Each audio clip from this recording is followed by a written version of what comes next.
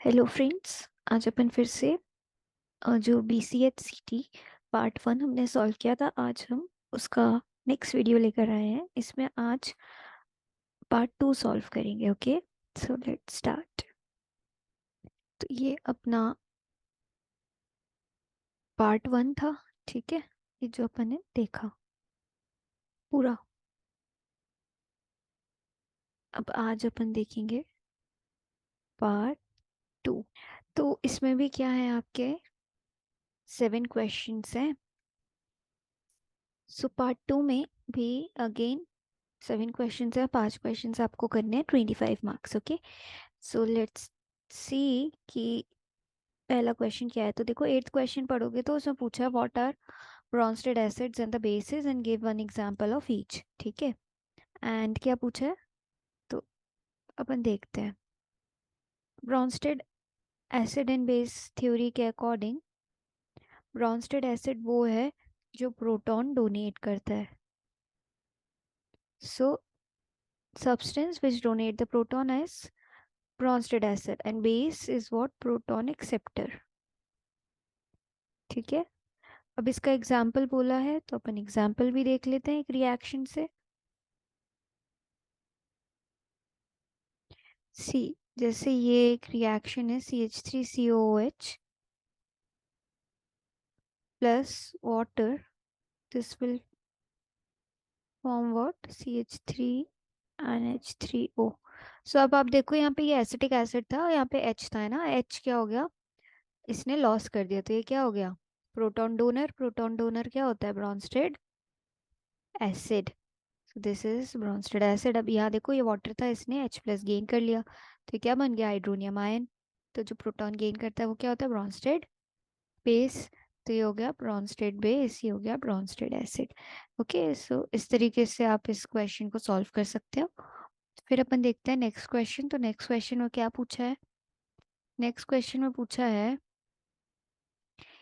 Which of the following compound can exhibit geometrical isomerism.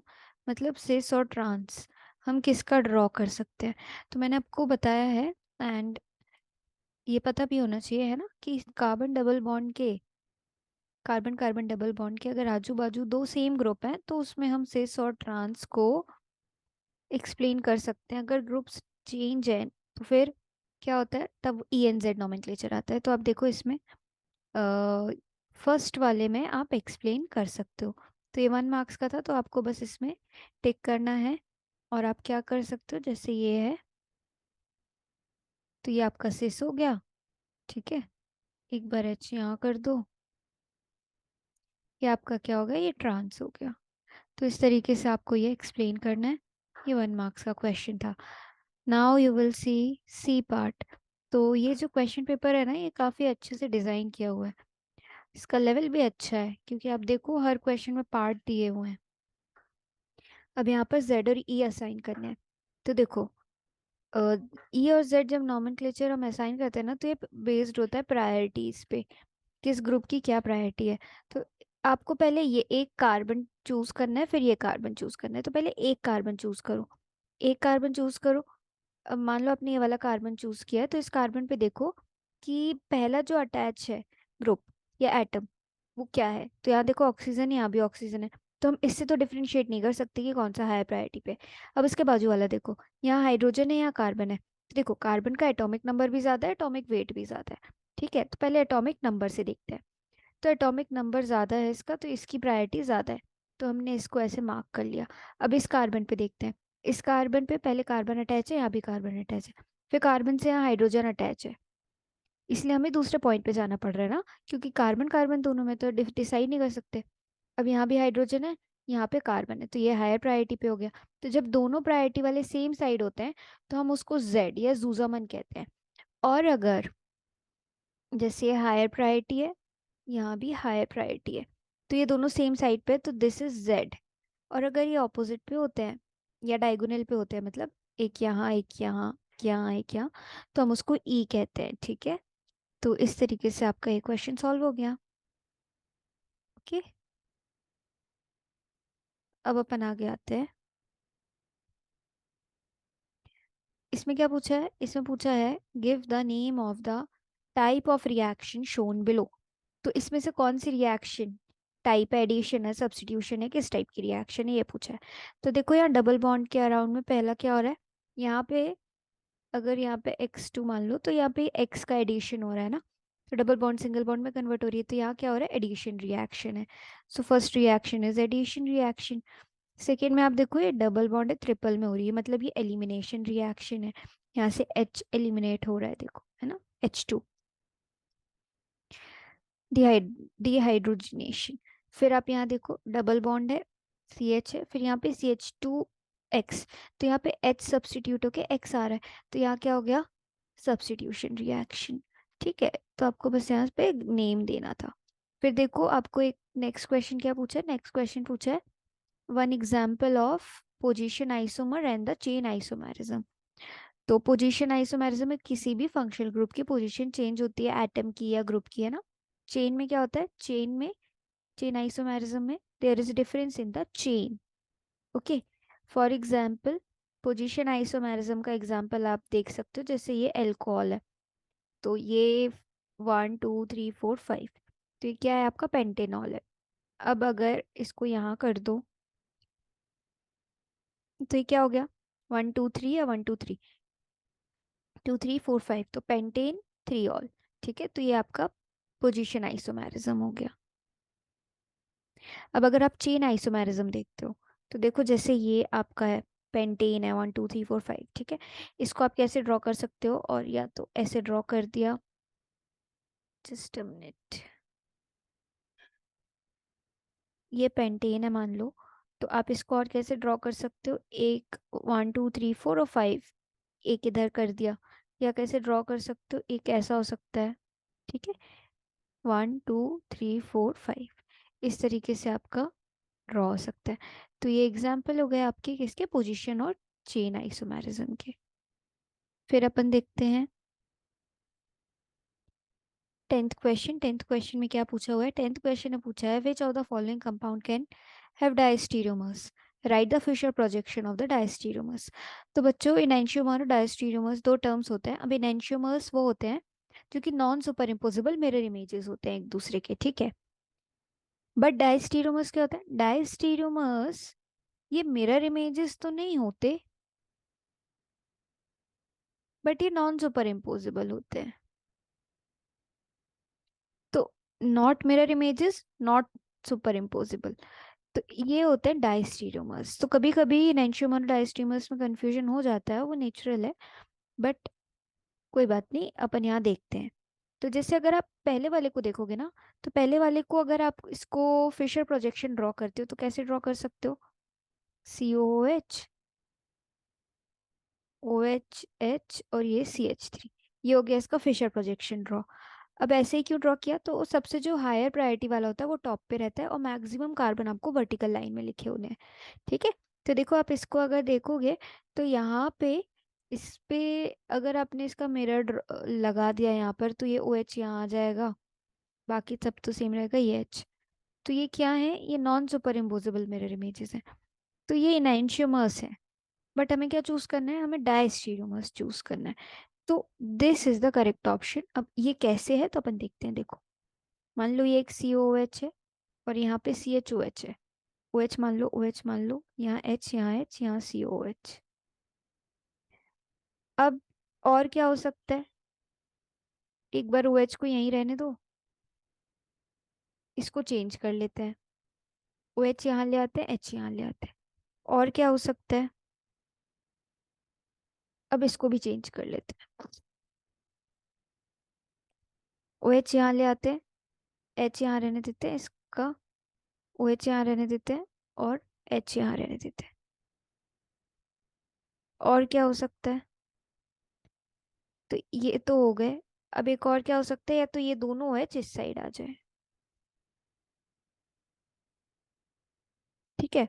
तो first second third and fourth को अगर आप ध्यान से देखो, तो अगर मैंने यहाँ मिरर लगा दिया, तो ये मिरर इमेजेस तो है नहीं, ठीक है, बट ये सुपर इम्पोजिबल भी नहीं है, देखो, है ना, क्योंकि यहाँ पे क्या हो गया, डिफरेंस आ गया ना इस कार्बन पे। फिर अगर मैंने यहाँ मिरर लगा दिया तो ये मिरर इमेजेस नहीं है, बट फिर भी देखो नॉन सुपर इम्पोजेबल है। तो इस टाइप के जो कंपाउंड्स होते हैं ये क्या होते हैं, ये डायस्टीरियोमर्स कहलाते हैं। इसीलिए दीज आर व्हाट, डायस्टीरियोमर्स, और इनके फिशर प्रोजेक्शन ये है। तो ये इस तरीके से आपको सॉल्व करना है क्वेश्चन। ओके, आई होप आप लोग को समझ आ रहा होगा। नहीं आएगा तो कमेंट सेक्शन में प्लीज आप जरूर पूछ सकते हैं अपनी क्वेरीज। ओके, अब अपन आगे बढ़ते हैं। फिर क्या है, नेक्स्ट क्वेश्चन इसी में है कि why is boat conformation of cyclohexane is less stable than the chair. तो जो बच्चों बोट कॉन्फर्मेशन होता है ना वो कम स्टेबल क्यों होता है, तो देखो अगर अपन इसका स्ट्रक्चर ड्रॉ करें तो ये कुछ इस तरीके का होता है। ठीक है, यहाँ भी हाइड्रोजन, यहाँ हाइड्रोजन, हाइड्रोजन, एंड यहाँ हाइड्रोजन, ये बोट है। और अगर आप चेयर देखोगे तो चेयर कुछ इस तरीके का होता है, ये चेयर है।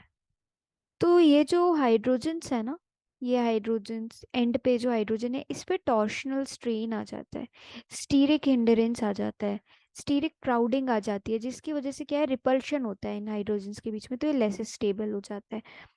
बट चेयर में क्या होता है, हाइड्रोजन्स आर इक्वली प्लेस्ड, दूर दूर प्लेस्ड है, तो यहाँ पर ऐसा कुछ भी नहीं है, स्ट्रेन नहीं है, स्टीरिक हिंडरेंस नहीं है, रिपल्शन नहीं है, तो ये ज़्यादा स्टेबल हो जाता है। ओके, फिर अपन देखते हैं 11th क्वेश्चन। तो 11th क्वेश्चन में देखो पूछा है डिफाइन द फॉलोइंग टर्म्स। तो अपन इसको कैसे डिफाइन कर सकते हैं, सो रेसिमिक मिक्सचर इज व्हाट, जिस जब 50-50% इनेंशियोमर्स होते हैं ना तो उसको हम बोलते हैं रेसिमिक मिक्सचर।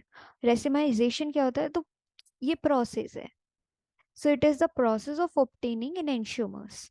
रेजोल्यूशन क्या होता है, process of separation of enantiomers.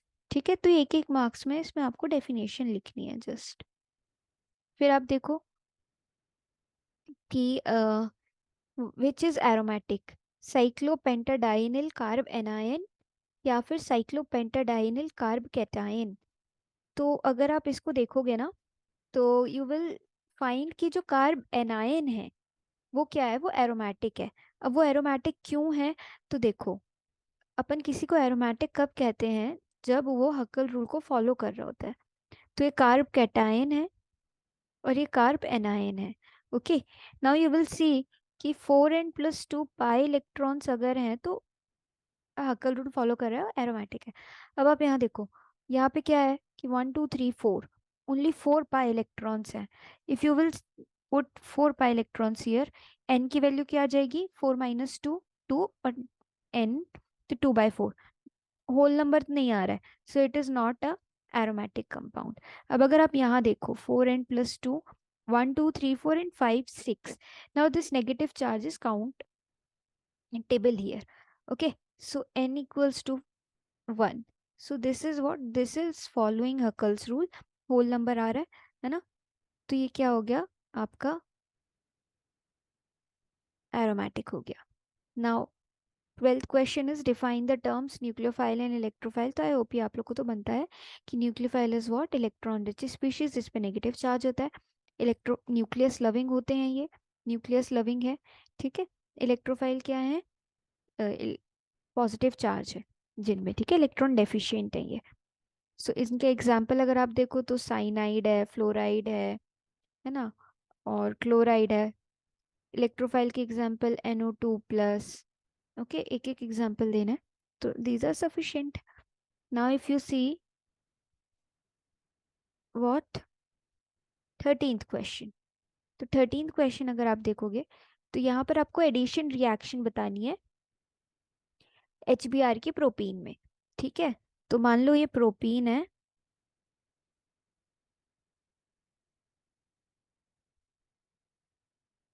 ये हाइड्रोजन है। ठीक है, तो अगर ये मार्कोनिकॉव्स रूल फॉलो करेगा तो हाइड्रोजन उसके पास जाएगा जिस पे ज्यादा हाइड्रोजन है, जिस कार्बन के पास, तो ये क्या बन जाएगा, यहाँ पे ब्रोमीन आ जाएगा और यहाँ पे हाइड्रोजन आ जाएगा, तो ये 2 ब्रोमोप्रोपेन बन गया। बट अगर ये मार्कोनिकॉव्स रूल फॉलो नहीं करता है, anti Markovnikov's rule, anti Markovnikov rule follow करता है, तो हाइड्रोजन उसके पास जाएगा जिसके पास कम हाइड्रोजन है, तो बी आर यहाँ आ जाएगा, तो तब क्या बनेगा, one bromopropane. So what is the product form when it is done in presence of पर ऑक्साइड। तो जब पर ऑक्साइड की प्रेजेंस में होता है ना, तब एंटी मार्कोनिकॉफ रूल फॉलो होता है, तो ये वन ब्रोमोप्रोपेन प्रोडक्ट देगा आपका, ठीक है। अब अगर आप देखो कि ओजोनोलिसिस से क्या प्रोडक्ट बनेगा, तो जब एल्कीन होता है ना तो एल्डिहाइड बनता है, और अब यहाँ देखो एल्काइन है, एल्काइन है तो आपके एसिड्स बनते हैं प्रोडक्ट में। तो जब इसका ओजोनोलिसिस होगा तो क्या होगा, ये यहाँ पे ओजोन ऐड होगी आके, तो जैसे ये है, तो ये आपका ओजोनॉइड बन गया, ठीक है। ये ओजोनॉइड बन गया। अब ओजोनॉइड जब ब्रेक होगा तो कैसे ब्रेक होगा, यहाँ पे आएगा आपका वाटर मॉलिक्यूल, और यहाँ पे बन जाएगा आपका इसी, ये इस तरीके से, इस तरीके से, ठीक है। तो दो आपके एसिड्स बन जाएंगे, इथेनोइक एसिड्स, ठीक है। तो ये आपका हो गया। अब अगर आप देखो how cyclohexene is prepare during deals elders reaction, तो डील्स एल्डर में एक डाइनोफाइल होता है, एक डाइईन होता है ना, ये हमने कभी कभी पढ़ा था। तो अगर आप देखो इसको, तो ये रिएक्शन में कहाँ लिखूं, यहाँ लिखती हूँ, ठीक है। जैसे ये एक है ये, तो ये बन गया अपना साइक्लोहेक्सीन, ठीक है। अब ये क्या होगा, यहाँ पे ये बॉन्ड यहाँ शिफ्ट होगी, और ये बॉन्ड जो है वो यहाँ शिफ्ट होगी, और ये बॉन्ड जो है वो यहाँ, तो 1 2 3 4 और 5 6, तो ये बॉन्ड यहाँ शिफ्ट होगी, तो ये डबल बॉन्ड आ गई, बाकी सब तो रिंग बना लिया, तो ये क्या बन गया, साइक्लोहेक्सीन। तो ये आपका जो ये है, ये डाइईन है, और ये आपका डाइनोफाइल है, इथिलीन, ठीक है। तो ये आपका हो गया सॉल्व ये क्वेश्चन भी। अब अगर आप लास्ट क्वेश्चन देखो, 14th क्वेश्चन, तो इसमें अपन को क्या बताना है, arrange the following carbocations in an decreasing order of stability. तो अपन को डिक्रीजिंग ऑर्डर ऑफ स्टेबिलिटी में इसको अरेंज करना है, तो अपन यहाँ लिखते हैं RCH2 plus, RCH plus, double bond CH2, R2CH plus. तो यहाँ पे तो दो आर ग्रुप्स हैं, है ना, एक आर ग्रुप ये है और एक आर ग्रुप मान लो ये है, तो ये दोनों इंडक्टिव इफेक्ट देंगे, तो इसका पॉजिटिव चार्ज कम होगा तो इसकी स्टेबिलिटी बढ़ेगी। अब यहाँ पे तो एक ही आर ग्रुप है तो इसकी स्टेबिलिटी थोड़ी कम होगी। यहाँ पे क्या है, यहाँ पे एक आर ग्रुप है, और यहाँ रेजोनेंस भी है, ध्यान से देखो तो रेजोनेंस कैसे है, double bond single and empty P orbital, तो यहाँ रेजोनेंस भी है, तो ये सबसे ज्यादा स्टेबल है। So which is the most stable? First, then second and the third. Okay? इस तरीके से आपको अरेंज करके लिख देना है। फिर आप देखो कि क्या पूछा है, when write one reaction for each of the following addition and the condensation। तो एडिशन, पॉलीमराइजेशन, पॉलीमर्स क्या होता है, स्मॉल यूनिट्स है ना, वो कंबाइन होते हैं, चेन रिएक्शन होती है, तो एडिशन पॉलीमराइजेशन कब होता है, जब डबल बॉन्ड में, ठीक है, रिएक्शन हो रही हो। जैसे ये इथीन है, इसके हमने एन मॉलिक्यूल्स ले लिए, और यहाँ पे हो रहा है पॉलीमराइजेशन रिएक्शन, तो ये क्या बन जाएंगे,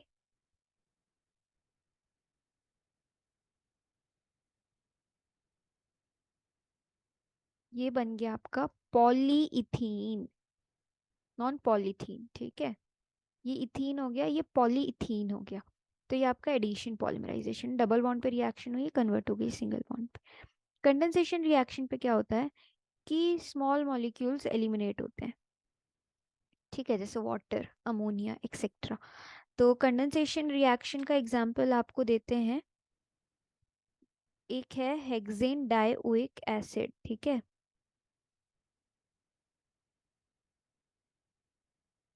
ये क्या है, ये है हेक्सेन डाइओइक एसिड। इसकी रिएक्शन जब होती है इथेन 1 2 डाइऑल से,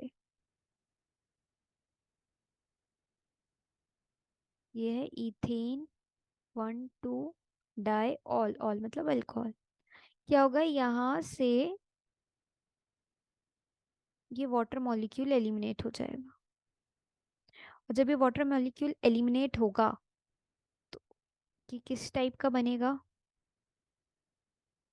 ये बन जाएगा आपका COO, CH2 होल 4, CO, फिर CH2O, CH2O,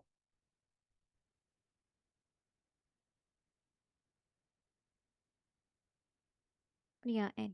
ठीक है, इस तरीके से आपकी ये चेन बढ़ती जाएगी और ये आपका बन जाएगा पॉलीमर। ओके, तो आई होप आप लोग को ये चीज़ें समझ आई होंगी।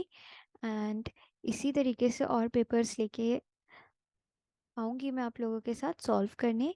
ये 131 था दिसंबर 2022 का। ओके, 131 और भी पेपर्स लाएंगे एंड ऐसे ही सॉल्व करेंगे। एंड जल्दी से अपन लाइव क्लासेस भी लेंगे। So keep learning, keep sharing and subscribe to my channel. Thank you.